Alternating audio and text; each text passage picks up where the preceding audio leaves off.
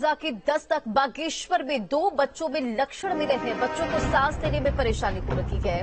बच्चों को जिला अस्पताल में भर्ती कराया गया है। दोनों बच्चों के सैंपल जांच के लिए भेजे गए हैं। सुशीला तिवारी अस्पताल में भेजे गए हैं सैंपल। तो ये बड़ी खबर आपको बता रहे हैं, जहां उत्तराखंड में इन्फ्लुएंजा की दस्तक और बागेश्वर में 2 बच्चों में इसके लक्षण मिले हैं और बच्चों को सांस लेने में परेशानी हो रही है। और फिलहाल जो जानकारी सामने आ रही है उसके मुताबिक बच्चों को अस्पताल में भेजा गया है और जिला अस्पताल में एडमिट कराया गया है और जांच भी की जा रही है।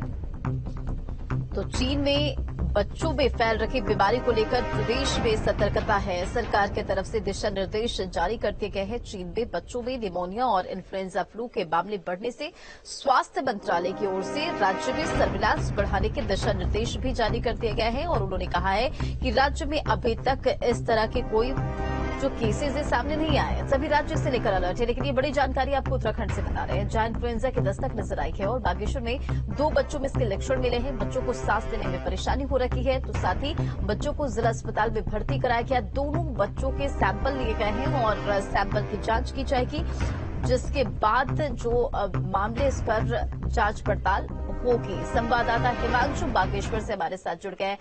हिमांशु, क्या जानकारी सामने आ रही है? उत्तराखंड में इन्फ्लुएंजा की दस्तक और बागेश्वर में 2 बच्चों के लक्षण मिले हैं, क्या जानकारी?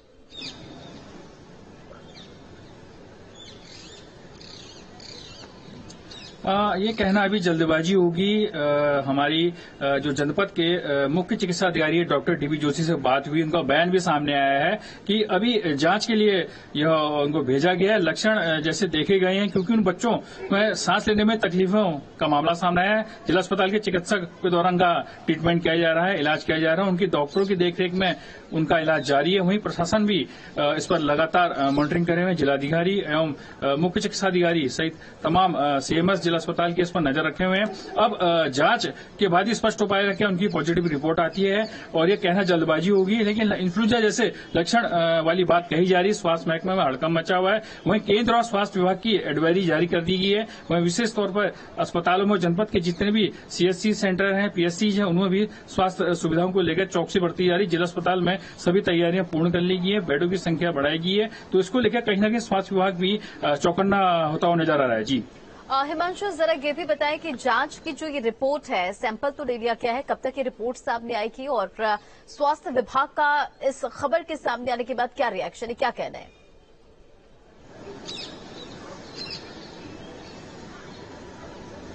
हाँ, देखिए, जैसा कि हमारी बात हुई थी सीएमओ डॉक्टर डीबी जोशी से, उनका कहना था इन 2 बच्चों में सांस लेने में सांस की तकलीफ बताई गई थी और एहतियात के तौर पर इनकी सैंपलिंग की गई और जो कि सुशीला तिवारी नैनीताल हल्द्वानी भेजी गई है और 1-2 दिन में इनकी जो रिपोर्ट की जांच है वो आ जाएगी। उसके बाद स्थिति स्पष्ट होगी कि इन बच्चों में क्या तकलीफ है और आगे क्या परेशानी है। हिमांशु, जरा ये भी बताएं, जो 2 बच्चे हैं वो कहाँ के रहने वाले हैं? इनका जो ट्रैक हिस्ट्री है, क्या कोई गया था कोई संपर्क में? हालांकि ये कहना जल्दबाजी होगा, जांच का में इंतजार करना होगा, लेकिन क्या जानकारी निकलकर सामने है दोनों बच्चों को लेकर?